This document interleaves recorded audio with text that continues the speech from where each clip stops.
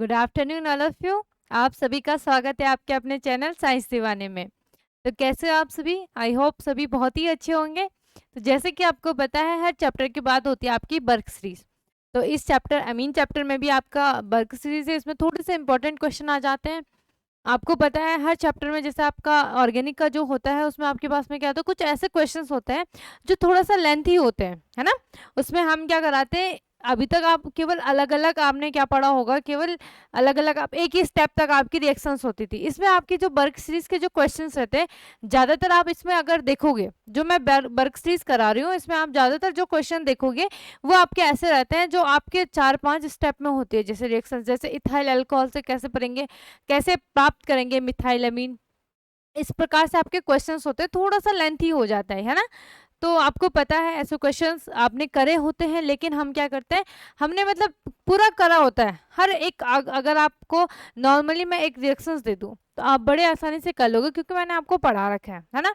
और अगर मैंने 4-5 रिएक्शन अलग अगर मैंने अलग अलग करके दे दी तो आप ज़्यादा मतलब थोड़ा अगर 5-10 मिनट में उनको कर लोगे। और अगर मैंने उन चारों रिएक्शन से एक क्वेश्चन बनाया तो वहां पे आपको ना थोड़ा सा टाइम लगेगा सोचने में कि ये चल क्या रहा है, ऐसा क्वेश्चन तो करा ही नहीं था, जबकि रिएक्शंस उसमें सेम ही है, कोई फर्क नहीं पड़ेगा। अभी देखेंगे, ठीक है।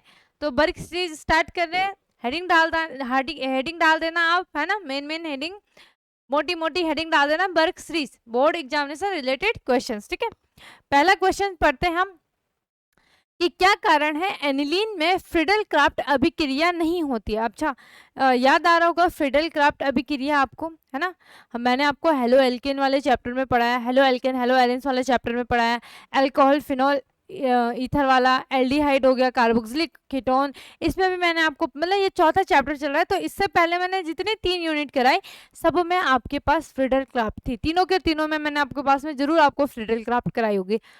हो सकता है अगर 2 में नहीं कराई होगी, लेकिन हेलो एल्केन और हेलो एलिन्स का मुझे अच्छे से याद हो, उसमें तो मैंने आपको कराई थी। अब मैं बार बार नहीं कराऊंगी, ठीक है। तो एक बार अगर जिसने भी फ्रीडल क्राफ्ट नहीं देखी है डिस्क्रिप्शन में जाके देख लेना भाई, तब आपको तब आना है इस क्वेश्चन में, तब ज्यादा अच्छे से क्लियर हो जाएगा। अब मेरे को कराना होता है मैं करा दूंगी, लेकिन अगर आप फ्रीडल क्राफ्ट में चले गए तो वहां पे आपको और रिएक्शंस भी मिल जाएंगे, तो थोड़ा सा आपका रिवीजन भी हो जाएगा, थोड़ा सा फायदा भी हो जाएगा, है ना। चलो भाई आगे बढ़ते हैं, क्या है यहाँ पे क्या बोला गया है आपके पास में, पढ़ लेते हैं थोड़ा सा हम। क्वेश्चन को पहले ध्यान से पढ़ा करो कि क्वेश्चन में क्या बोला गया है। क्वेश्चन में बोला गया है कि क्या कारण है कि जो एनिलीन है, एनिलीन क्या होता है आपका बेंजीन रिंग NH3, इसमें फ्रीडल क्राफ्ट अभिक्रिया नहीं होती है। तो रीजन क्या है, इसका कारण यह है कि एनिलीन एक लुईस क्षार है, ठीक है। क्या है ये, लुईस क्षार है। जबकि FCR फ्रीडल क्राफ्ट रिएक्शंस में प्रयुक्त अभिकर्मक निर्जल AlCl3, ठीक है। यहाँ पे आपकी अगर आपने फ्रीडल क्राफ्ट आपको याद आ रही होगी तो वहां पे हमारे पास में क्या होता था, ठीक है। फ्रीडल क्राफ्ट में हम क्या लेते थे, आपके पास में एक होता था हमारे पास में या तो आप इस प्रकार से समझो, फ्रीडल क्राफ्ट में हम क्या बनाते थे भाई, याद करो फटाफट से, हम बनाते थे मिथाइल क्लोराइड, है ना। तो आपके पास में यहाँ पे क्या होता है, उपस्थिति किसकी होती है, AlCl3 और निर्जलीकरण में, मतलब निर्जल AlCl3 की उपस्थिति में हम क्या कराते थे, रिएक्शंस कराते थे फ्रीडल क्राफ्ट की, ठीक है। तो वहां पे आपके पास में हमें पता है एनिलीन क्या हमारा क्षार है ना। और जो आपके पास में FCR है, यहाँ पे जो उपस्थिति होगी वो तो क्या हो गया, अम्ल हो गया। परस्पर संयुक्त तो होकर एक लवण का निर्माण करते हैं, है ना। आपको पता है जब अम्ल और क्षार, उदासीनीकरण अगर अभिक्रिया आपने पढ़ी है तो आपको पता होगा, जब एक अम्ल और क्षार की अभिक्रिया होती है तो आपको क्या प्राप्त होता है, जल तथा सॉल्ट लवण प्राप्त होता है। इस रासायनिक अभिक्रिया को हम उदासीनीकरण अभिक्रिया कहते हैं, है ना। तो जब यहाँ पे आपके पास में एक अम्ल और एक क्षार रिएक्शंस कर रहे हैं तो आपको क्या प्राप्त होगा, सॉल्ट प्राप्त होगा, होकर एक लवण का निर्माण करते हैं, जिससे एनिलीन में FCR नहीं हो पाती। इसीलिए रीजन यही है, मेन रीजन, इसीलिए इसमें क्या नहीं हो पाती आपके पास में क्रिया नहीं हो पाती, क्योंकि ये क्या बना लेता है, एक क्षार बना लेता है, ठीक है। क्या है, एनिलीन एक क्षार है आपके पास में, और FCR में जो आपका उपस्थिति होती है वो क्या होती है, निर्जल AlCl3 की, ठीक है। रिएक्शंस को थोड़ा सा देख लेते हैं, ज्यादा अच्छे से आपको क्लियर हो जाएगा, ठीक है भाई। रिएक्शंस को हम देख लेते हैं आपके पास में। तो क्या है आपके पास में, हमने लेना है आपका एनिलीन, ठीक है। तो कुछ इस प्रकार से आपकी बेंजीन रिंग हो गई, और यहाँ पे आपका क्या हो गया, ये NH2, 2 मॉलिक्यूल्स ये हो गए आपके पास में, ठीक है। प्लस किसकी कराओगे? CH3Cl, मिथाइल क्लोराइड की। ठीक है, उपस्थिति क्या हो जाएगी आपके पास में? निर्जल AlCl3 की। ठीक है भाई, क्या हो जाएगी आपके पास में उपस्थिति? निर्जल AlCl3 की। तो ये बनेगा आपके पास में कुछ इस प्रकार से, ये डायरेक्ट रिएक्शंस। ठीक है, तो ये होगा आपके पास में N, और या तो इसको डबल बॉन्ड इधर लिख देना, उसके बाद क्या लिखोगे यहाँ पे? AlCl3। ठीक है, नाम क्या होगा? नाम होगा इसका aniline aluminium try chloro salt. ठीक है, क्या नाम हो जाएगा यहाँ पे आपके पास में? Aniline aluminium try chloro salt. ठीक है, समझना क्या है आपने यहाँ पे? देखो ज्यादा टफ कुछ नहीं है ना, इजी है थोड़ा सा। क्या है यहाँ पे कि NH2 है ना, क्या हुआ? एनिलीन की। ठीक है, नाम भी लिख लेते हैं यहाँ पे हमारे पास में। ये क्या है? एनिलीन की क्रिया कराई हमने जब किसके साथ में? आपका मिथाइल क्लोराइड, या आप एल्किल क्लोराइड लिख देना, मिथाइल क्लोराइड, या आप क्या लिख देना यहाँ पे? Alkyl chloride. ठीक है, कि जब हमने एनिलीन की क्रिया कराई मिथाइल क्लोराइड के साथ में, उपस्थिति किसकी थी? निर्जल AlCl3 की, एल्यूमिनियम क्लोराइड की उपस्थिति में, तो हमें एक सॉल्ट प्राप्त हुआ, जिस कारण यहाँ पे आपके पास में जो एनिलीन है, इसमें फिडल क्राफ्ट जो रिएक्शंस है वो प्रदर्शित नहीं होती है, अभिक्रिया नहीं होती है। क्लियर? फटाफट से स्क्रीनशॉट ले लो, हम आगे बढ़ते हैं। इसमें ज्यादा टफ है नहीं ना, इसमें इजी है। ठीक है, अब देखो, अब तो आपको आदत पड़ गई होगी, है ना? हो सकता है आपके स्कूलों में ये ऐसी रिएक्शंस बहुत ही रेयर चांसेस हो गए किसी के स्कूल में कराई गई हो, वरना टीचर्स नहीं कराते, बहुत कम कराते हैं। ठीक है, तो आप ऐसे मत सोचना कि आपका आउट ऑफ सिलेबस है ना, ये आपके सिलेबस सही है भाई। ठीक है, तो क्वेश्चन को पढ़ लेते हैं हम। क्वेश्चन में क्या क्या दिया है आपको, पढ़ते हैं। बिल्कुल अच्छे तरीके से आपको पता है किस प्रकार से ऐसे क्वेश्चनों को सॉल्व किया जाता है ना, क्योंकि मैंने लगभग 3 यूनिट में हर क्वेश्चन इस प्रकार से उसी चैप्टर के कराए हैं। तो अब तो आपको आदत पड़ जानी चाहिए, अब आप मेरे से पहले आप करिए। ठीक है, चलो। एक कार्बनिक यौगिक A का अणु सूत्र है आपके पास में C6H7N। ठीक है, तो लिखना है अच्छी तरीके से। क्या लिखोगे?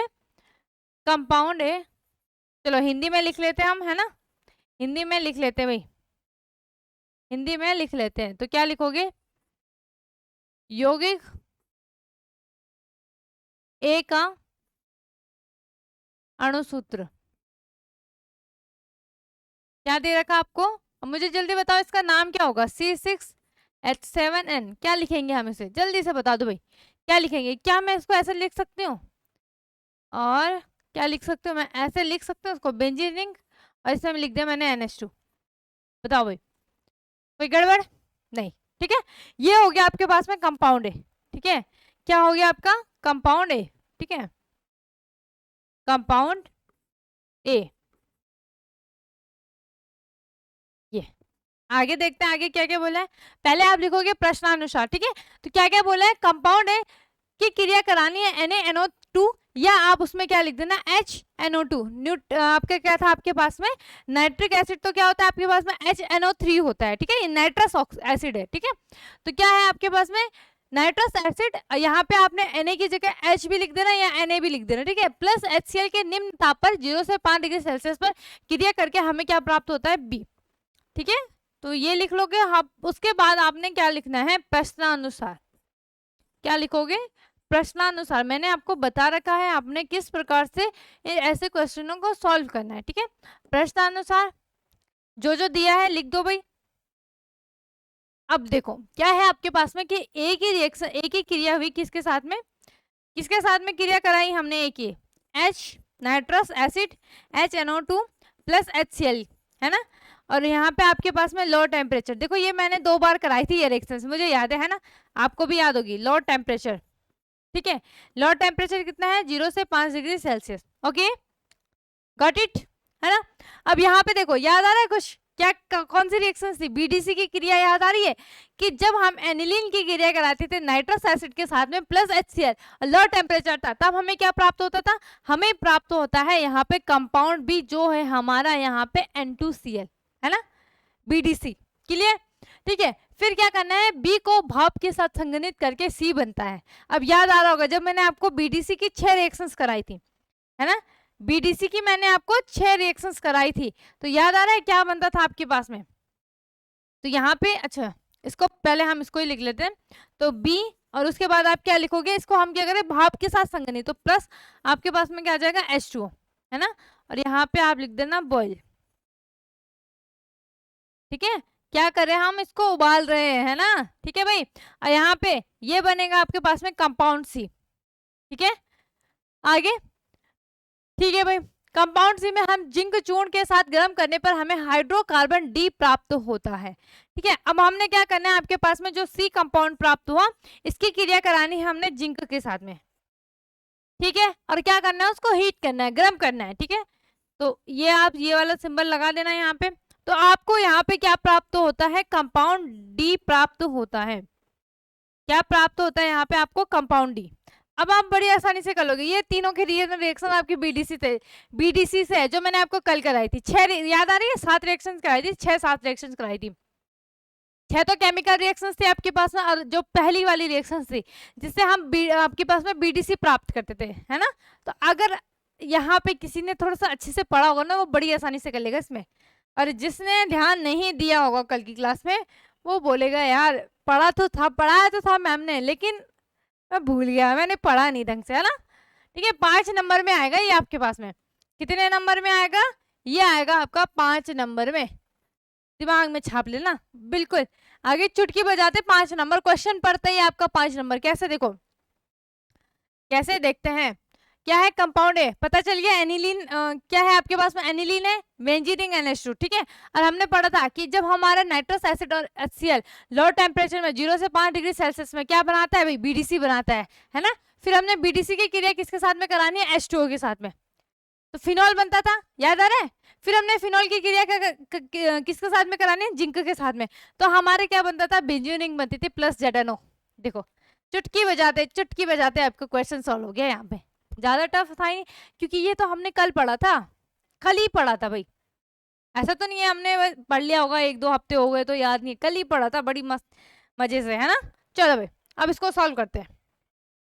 ठीक है, जैसे जैसे लिखा था, तो पहले हमने क्या करना है, कंपाउंड ए लेना है। कंपाउंड ए क्या है आपके पास में, बेंजीनिक। कंपाउंड ए क्या है आपके पास में, बेंजीनिक। ठीक है, चलो मैं अपनी बेंजीन को थोड़ा सही से बना देती हूँ, मेरे से पहले करने की कोशिश क्या करो, बेंजीन रिंग,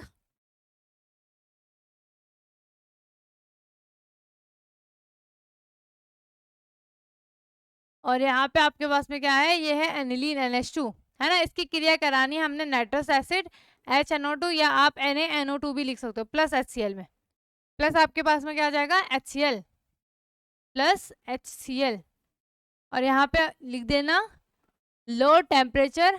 ठीक है, TMP डॉट और 0 से 5 डिग्री, जिसको हिंदी में लिखना होगा तो लिख लेना निम्न ताप, है ना, निम्न ताप लिख देना भाई। ठीक है, तो आपको पता है क्या बनता था आपके पास में, बीडीसी बनता था, N2, यहाँ पे क्या बनता है, N2Cl, है ना, N2Cl अब प्लस 2H2। ये मैंने आपको कल बता दिया था कौन सा बॉन्ड टूटा और कौन सा जुड़ा। ठीक है, ये बन गया आपके पास में, ये क्या हुआ, ये है आपके पास में कंपाउंड ए, कंपाउंड ए, यहां पे लिख देना कंपाउंड बी, कंपाउंड बी।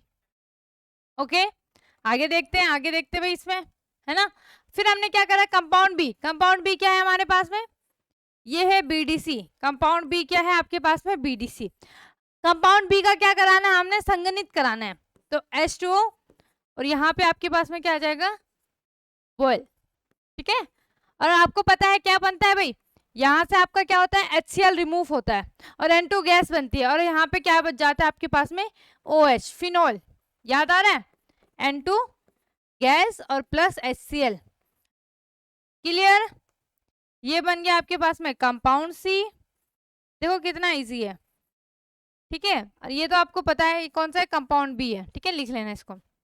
फिर आगे आगे देखते हैं, आगे क्या है आपके पास में, कंपाउंड सी। कंपाउंड सी का क्या करना है, जिंक के साथ क्रिया कराते हैं, ठीक है। कंपाउंड सी का क्या कराते हैं हम, जिंक के साथ क्रिया कराते हैं। कंपाउंड सी क्या है, OH, फिनोल, इसकी क्रिया करानी है जिंक के साथ में। तो यहाँ से जो ये ऑक्सीजन है ये यहाँ से रिमूव होके इस जिंक के साथ में क्रिया करके यहाँ पे आपका बन जाता है बेंजीन, ठीक है। तो ये बन जाएगा आपके पास में benzene ring plus zinc oxide, और बेंजीन रिंग होगी आपके पास में क्या होगी, कंपाउंड डी, ठीक है। ये हो जाएगा आपका कंपाउंड डी। कौन सी बेंजीन रिंग की बात कर रही हूँ, जिंक ऑक्साइड को कंपाउंड डी मत लिख देना भाई, ठीक है, कंपाउंड सी, ठीक है। अब आगे लिखना है ना, कि आपके पास में कंपाउंड ए क्या है, कंपाउंड बी क्या है, ठीक है। लिखोगे भाई कंपाउंड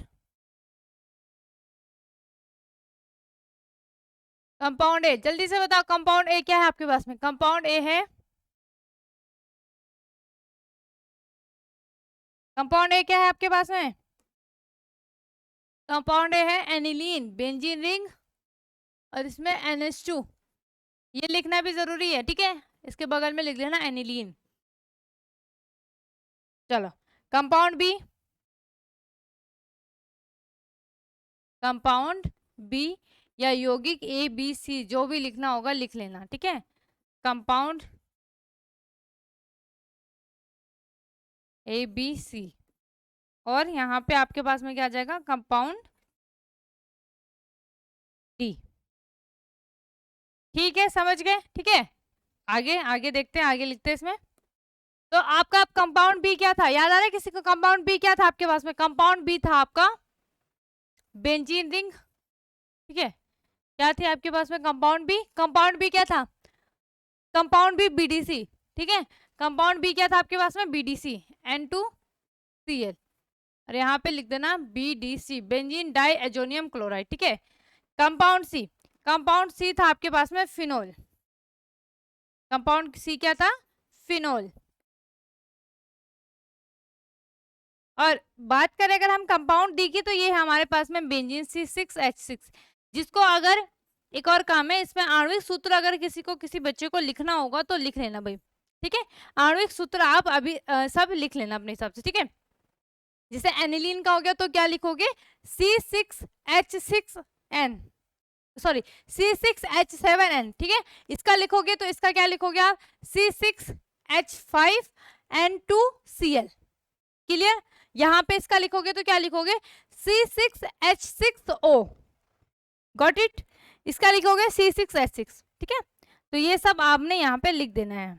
चलो ठीक है, लिख देती हूँ मैं आपके लिए। यहाँ पे क्या हो जाएगा, C6 विजिबल है पेन, चलो भाई ठीक है, यहाँ पे हम लिख लेते हैं, क्या हो जाएगा C6H7, और यहाँ पे आपका क्या हो जाएगा N, क्लियर। इसी तरीके से C6H5, ठीक है, और क्या आ जाएगा N2Cl। यहाँ पे क्या आ जाएगा आपके पास में C6H6O, यहाँ पे आ जाएगा C6H6, ठीक है। क्लियर हो गई बात। फटाफट से स्क्रीनशॉट ले लो भाई, यहाँ से फटाफट से आप स्क्रीनशॉट ले लो, ठीक है। देखो 5 नंबर का क्वेश्चन तैयार हो गया आपका। नेक्स्ट क्वेश्चन देखते हैं। नेक्स्ट क्वेश्चन यहाँ पे देखते हैं, हमारे पास में थोड़ा सा इंपॉर्टेंट है ना। पहले वाला भी इंपॉर्टेंट है, इजी भी है, ठीक है, क्योंकि हमने कल ही पढ़ा था। इथाइल अल्कोहल से मिथाइल अल्कोहल प्राप्त करने की संपूर्ण रिएक्शंस लिखिए, निम्न अभिक्रिया को पूर्ण करते हुए यौगिक ABCD की पहचान कीजिए, ठीक है। तो यहाँ पे मैं आपके लिए इसको लिख लेती हूँ, ठीक है। तो यहाँ पे है आपके पास में सबसे पहले इथाइल अल्कोहल, तो रिएक्शंस कुछ इस प्रकार से आएगी आपके पास में C6H5OH, और ये है आपके पास में कंपाउंड है, ठीक है। यहाँ पे आपका ये है K2Cr2O7 प्लस H2SO4। अब आपको पता है यहाँ पे क्या है, ठीक है। देखो इतना ही दिया है, ये क्वेश्चन है आपके पास में, ठीक है। और यहाँ पे आपको प्राप्त होता है कंपाउंड बी, ठीक है भाई, ठीक है। ये सॉरी कंपाउंड ए प्राप्त होता है यहाँ से आपको, क्योंकि कंपाउंड ए प्राप्त होता है, ठीक है। यहाँ से आपको क्या प्राप्त होता है, कंपाउंड ए। फिर आपका जो कंपाउंड ए है, ठीक है, इसको फिर अगेन क्या कराना है, K2Cr2O7 में के साथ में रिएक्शंस करानी है प्लस H2SO4 के, ठीक है, यहाँ पे आपको प्राप्त होता है कंपाउंड बी। इतनी बात समझ गए?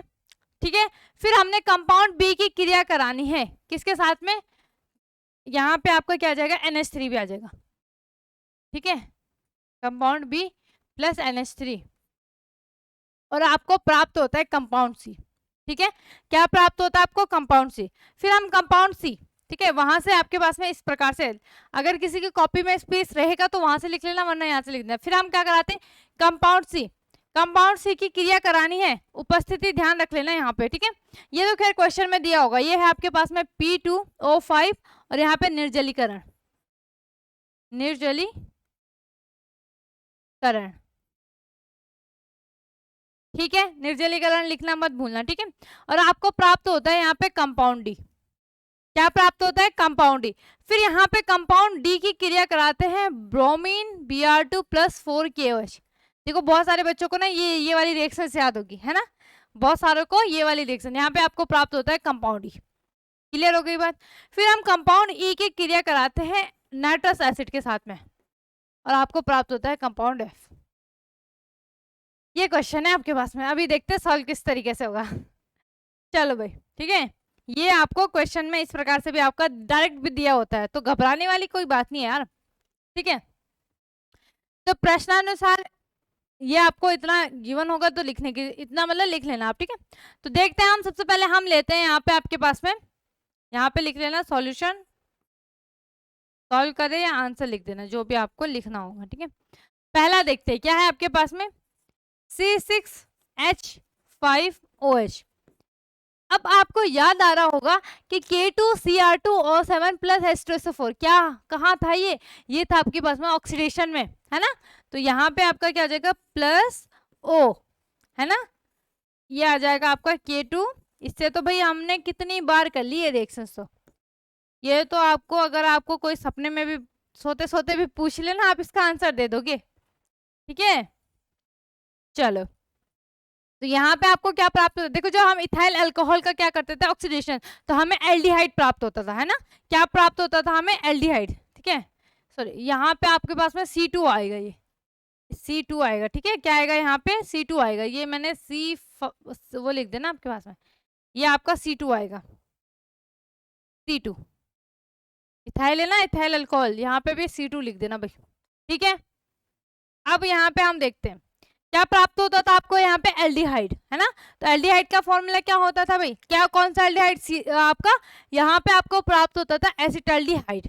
ठीक है, तो ये हो जाएगा आपका CH3CHO और प्लस H2O, प्लस क्या हो जाएगा आपके पास में H2O। ठीक है, क्लियर हो गई बात?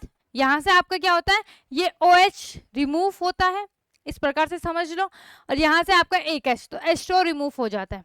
क्लियर हो गई बात? ये आपको क्या प्राप्त हुआ यहाँ पे, ये है आपके पास में कंपाउंड ए। ठीक है, अब हमने कंपाउंड ए की रिएक्शन करानी है। ठीक है, कंपाउंड ए क्या है आपके पास में, CH3CHO, इसका हमने पुनः क्या कराना है, ऑक्सीडेशन कराना है, उपस्थिति सेम रहेगी, K2Cr2O7 प्लस आपका क्या हो जाएगा यहाँ पे H2SO4 प्लस क्या हो जाएगा H2SO4, तो क्या प्राप्त होगा CH3COH। क्लियर हो गई बात? ठीक है, क्या हुआ यहाँ पे आपका क्या प्राप्त हुआ आपको, कंपाउंड, ये कौन सा कंपाउंड है, कंपाउंड बी, क्या प्राप्त हुआ आपको, कंपाउंड बी आपको प्राप्त हुआ। फिर हमने क्या करा कि कंपाउंड बी की क्रिया कराई NH3 के साथ में। ठीक है, किसकी क्रिया कराई, जो आपका कंपाउंड बी था, कंपाउंड बी क्या है आपके पास में, बताओ भाई, कंपाउंड बी क्या है, CH3COOH, इसकी क्रिया किसके साथ में करानी है हमने, NH3 के साथ में, NH3। ठीक है, किसके साथ में करानी है आपने, NH3 के साथ में करानी है, तो यहाँ पे आपके पास में ये डायरेक्ट रिएक्शन होती है। ठीक है, क्या होती है आपके पास में, डायरेक्ट रिएक्शन होती है, और क्या होता है केवल मतलब ये इस तरीके से आता है CH3, ठीक है, COO और H हट जाएगा यहाँ से, और यहाँ से आपके पास में क्या जुड़ जाएगा, ये आ जाता है NH4। ठीक है, ये या ऐसे समझ लो, ये एडिशन रिएक्शन है आपके पास में, CH3COONH4, नाम भी देखेंगे भैया, नाम भी हम इसका देखेंगे। ये हुआ आपका कंपाउंड सी। ठीक है, आगे क्या था, यहाँ पे आपके पास में फिर क्या करा हमने, कंपाउंड सी की क्रिया कराई P2O5 से निर्जलीकरण में, ठीक है। तो क्या लिखोगे यहाँ पे आपके पास में CH3CONH4, और इसकी क्रिया किसके साथ में करानी है यहाँ पे, ठीक है, क्या था P2O5, ठीक है, और यहाँ नीचे लिख देना निर्जलीकरण। इतनी बात समझ गए सभी, ठीक है, क्लियर है इतनी बात सभी को, ठीक है। क्या करा हमने यहाँ पे आपके पास में, आपका क्या बना यहाँ पे निर्जलीकरण, ठीक है, मतलब P2O5।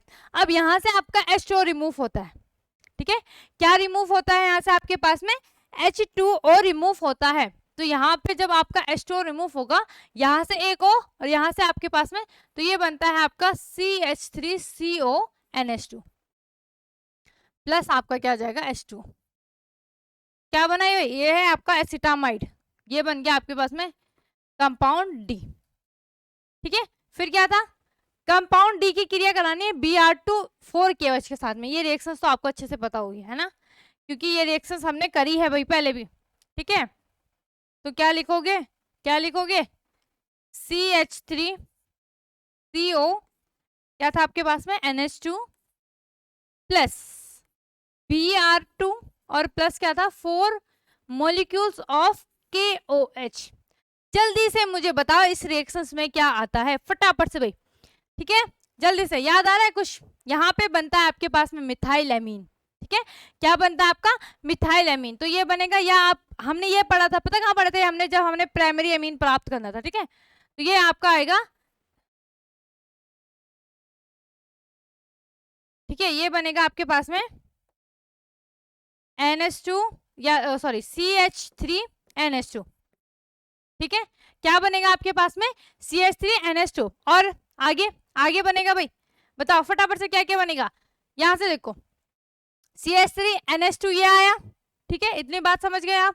अब आपके पास में क्या क्या बच रहा है, फटाफट से देखो क्या क्या बच रहा है। दूसरा दूसरा आता था आपके पास में K2CO3 पोटेशियम कार्बोनेट, ठीक है, तो दो आपके पोटेशियम यहाँ यूज हो गए, 2 पोटेशियम बच गए, यहाँ पे 2 ब्रोमीन, तो ये आ गया 2KBr, 2KBr, ठीक है। ये बना आपके पास में कंपाउंड ई, क्या बना आपका कंपाउंड ई बना, क्लियर, ठीक है।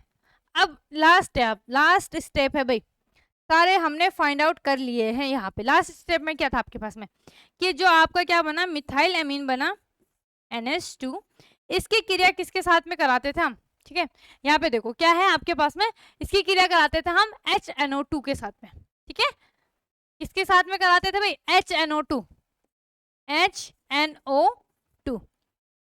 और आपको क्या प्राप्त करना, आपको क्या यहाँ से क्या निकालना है, आपने निकालना है, मतलब आपको क्या चाहिए, क्या था हमारे पास में इथाइल अल्कोहल से मिथाइल अल्कोहल, ठीक है भाई, क्या था आपके पास में इथाइल अल्कोहल से मिथाइल अल्कोहल।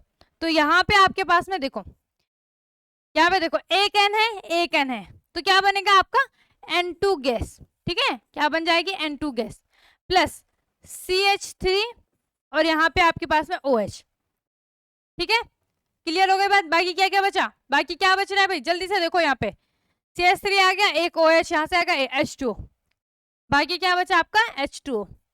ये आपने खुद ही सीखना है, ये आपने खुद ही सीखना है, क्योंकि कितने रिएक्शंस को आप याद करोगे, ये पता चल गया आपका F। हो सकता है इसमें आपको थोड़ा सा समझने में टाइम लगे, इतनी जल्दी से ये समझ में ना आए, ठीक है, लेकिन अगर एक बार समझ में आ गया ना बहुत मजा आएगा, ठीक है भाई, समझ गए सब। इतनी जल्दी एक बार में ही आपको अगर समझ में आ जाए तो अच्छी बात है, नहीं आ रहा है कोई बात नहीं, दोबारा देख लेना, ठीक है। पहली वाली इसी थी, इसमें थोड़ा सा 2 स्टेप बढ़े आपके ना, ये देखो। चलो भाई, लास्ट हमारा जो काम बचता है, क्या बचेगा आपके पास में, कंपाउंड ए, कंपाउंड, ठीक है, चलो लिख ही लेते हैं यहाँ पे compound b, compound C,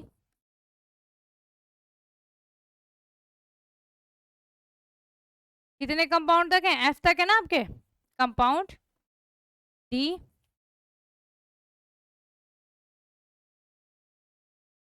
compound E, and last one is compound F, बताओ भाई, फटाफट से आप जल्दी जल्दी से बता दो।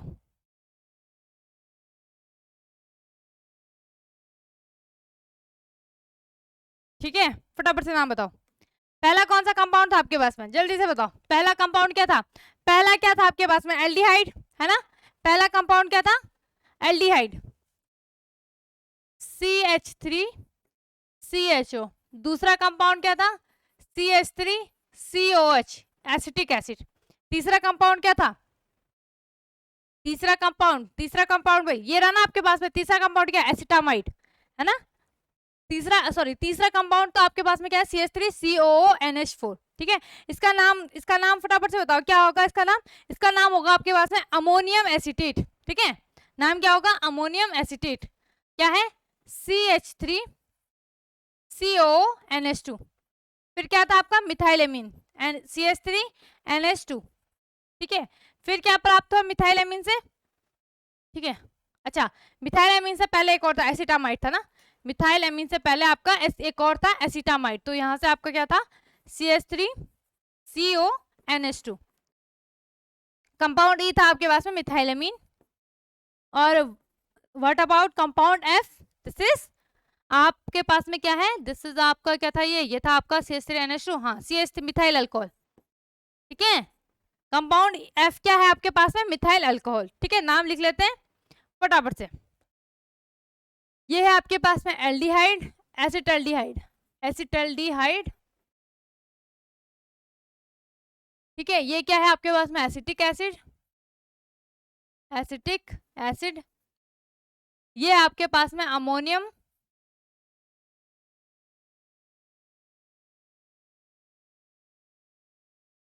क्या है आपके पास में, अमोनियम। ठीक है, एसिटेट। और ये है आपके पास में acetamide. And what about compound e, methyl amine. And then last one is methyl alcohol, methyl alcohol जो हमें प्राप्त करना था। क्लियर हो गई सभी को बात। ठीक है, अब आप फटाफट से स्क्रीनशॉट ले लो भाई इसका, आप फटाफट से स्क्रीनशॉट ले लो। ठीक है, यहाँ पे आप एक दो मैं एक और बार समझा लेती हूँ, एकदम से नहीं आएगा ये समझ में। ठीक है, देखो बिल्कुल थोड़ा ध्यान से समझना, थोड़ा धीरे धीरे है ना, धीरे धीरे समझाती हूँ मैं आपको। देखो क्या था, सबसे पहले हमारे पास में था इथाइल अल्कोहल। अगर आपको ये सब छोड़ो, ठीक है, केवल इतना याद रखो कि इथाइल अल्कोहल का जब हम ऑक्सीडेशन करते हैं तो हमें एल्डिहाइड प्राप्त होता है, एसिटल्डिहाइड प्राप्त होता है। जब हमने एसिटल्डिहाइड का पुनः क्या करा, ऑक्सीकरण करा, ऑक्सीडेशन करा, फिर हमें क्या प्राप्त होता था, कार्बोक्सिलिक एसिड प्राप्त होता था। तो यहाँ पे जब हमने एसिटल्डिहाइड का क्या करा, आपके पास में ऑक्सीकरण करा K2Cr2O7 प्लस H2SO4 की उपस्थिति में। ठीक है, तो हमें क्या प्राप्त हुआ, एसिटिक एसिड है ना, या कार्बोक्सिलिक एसिड।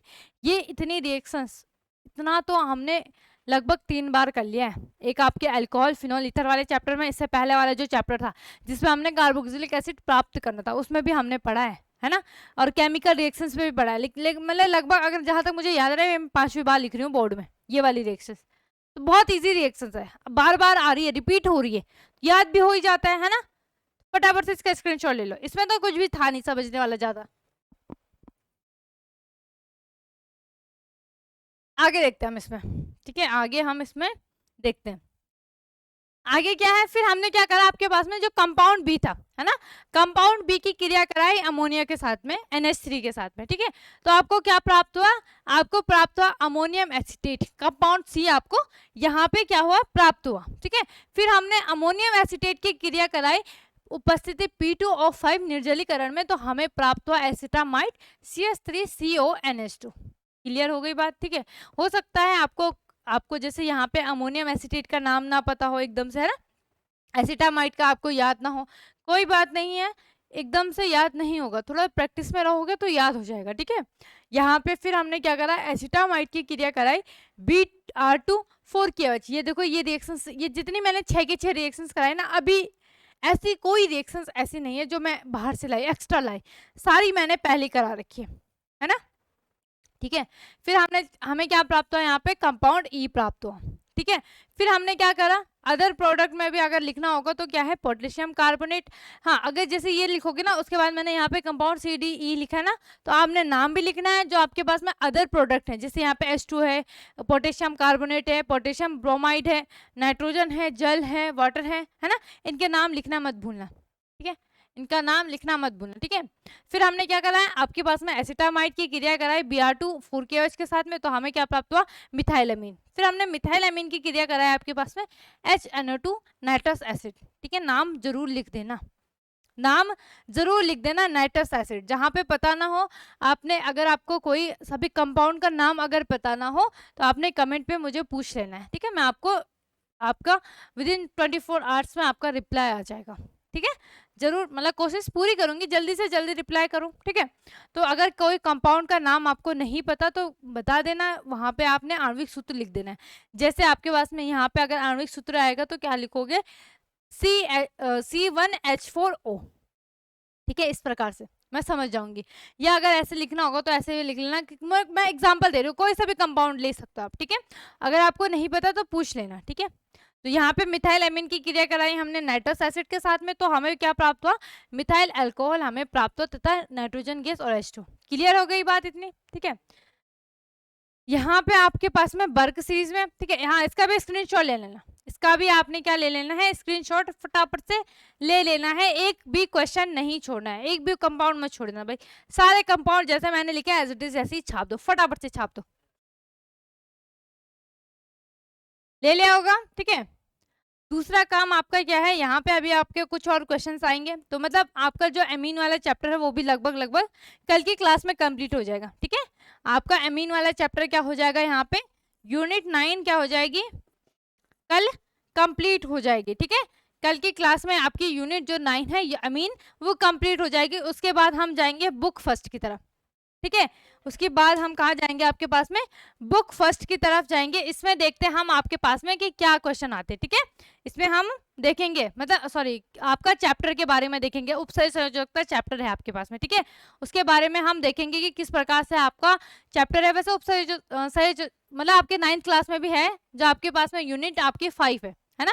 बुक फर्स्ट की आपकी एक बार मैं देख लूंगी, यूनिट का नाम शायद उपसर्ग संयोजकता है आपके पास में कि क्या है, देख लूंगी, लेकिन वो आपने 11th क्लास में भी पढ़ा है, ठीक है। तो नया नया कुछ नहीं लगेगा आपको उसमें, नया सा कुछ भी नहीं लगेगा, ठीक है। काम क्या करोगे, मैंने बताया है, हर बार बोलती हूँ हर क्लास में, यहाँ पे जो एमीन वाला चैप्टर है ये सबसे ईजी है और सबसे छोटा है। सबसे पहले इसको निपटा लेना। ग्रेबियल थैलामाइड वाली हो गई, हिंसबर्ग का परीक्षण हो गया आपके पास में, जो मैंने 2 क्वेश्चन करा इसको भी कर लेना। कुछ अगर आपका कुछ क्वेश्चन छूट गए होंगे, कुछ आपको न्यूमेरिकल नहीं आ रहे होंगे चैप्टर से, या कोई सा भी क्वेश्चन नहीं आ रहा है तो कमेंट सेशन में जरूर पूछ लेना, ठीक है। या कोई सा भी आपको डाउट हो तो जरूर उसका जवाब आपने दे देना है, मतलब डाउट है तो क्लियर कर देना कमेंट सेशन में, और जवाब मैं आपको दे दूंगी, ठीक है। और जो मैं आपको होमवर्क देती हूँ, मतलब बोलती हूँ कि हाँ ये कर लेना, तो वो जरूर कीजिए करिए, ठीक है। तो आपने क्या करना है, जो मैंने क्वेश्चन कराया एक बार आपने खुद से, अब तो आपने देख लिया होगा किस प्रकार से करना है। दूसरा आपने क्या करना है, अब अपनी कॉपी में रफ कॉपी लो या जो कोई से भी कॉपी ले लो, क्वेश्चन लिख लेना और फोन को साइड कर देना, कॉपी को भी साइड कर देना, है ना। जिस कॉपी में लिखोगे केवल वो कॉपी और पेन हाथ में लिख के उसको सॉल्व करना, तब जाके आपको ज्यादा अच्छे से क्लियर होगा। और कोई डाउट होगा तो पूछ लेना, ठीक है। अगर आपने ऐसे देख लिया तो ऐसे देखने में मुझे भी समझ आ जाता है कि हाँ कैसे हो रहा है ये सॉल्व, लेकिन जब खुद करो ना उससे और ज्यादा अच्छे से क्लियर आता है कि हाँ यहाँ पे ये हुआ, यहाँ से ये बना, ये कंपाउंड आपको प्राप्त हुआ। क्लियर हो गई बात। इसीलिए जरूर आपका जो ऐसे क्वेश्चन है या आपके जो रिएक्शंस है ना, जैसे यहाँ पे ग्रेबियल थैलामाइड हो गया, हॉफमैन अमोनिया अपघटन हो गया, तो और हॉफमैन ब्रोमो अमोनिया अपघटन हो गया, तो इन रिएक्शंस को एक बार खुद से देख लेना। हिंसबर्ग परीक्षण हो गया, हिंसबर्ग अभिकर्मक क्या हो गया, है ना, कि बहुतों को तो याद होगा बेंजीन सल्फोनिल क्लोराइड को हम हिंसबर्ग परीक्षण कहते हैं, अभिकर्मक कहते हैं, सॉरी। और जो हम 1 डिग्री 2 डिग्री 3 डिग्री एमीन में विभेद करते तो हम कहते हैं उसे हिंसबर्ग परीक्षण। क्लियर हो गई। तो जैसे मुझे याद है आपको ऐसे याद होंगे, कब, जब आप एक बार क्लास के बाद खुद से उसकी तैयारी करो, प्रैक्टिस करोगे क्वेश्चंस की, तब आपको अच्छे से क्लियर हो जाएगा, वरना पेपर में भूल जाओगे, नहीं रहता इतनी सारी चीजें याद। लेकिन अगर कहीं ना कहीं आपने सॉल्व करा है तो जरूर आपको कुछ ना कुछ याद रहेगा। क्लियर हो गई बात। तो फिलहाल हम आज के लिए इतना ही रखते हैं, मिलते हैं नेक्स्ट डे नेक्स्ट टॉपिक के साथ। धन्यवाद।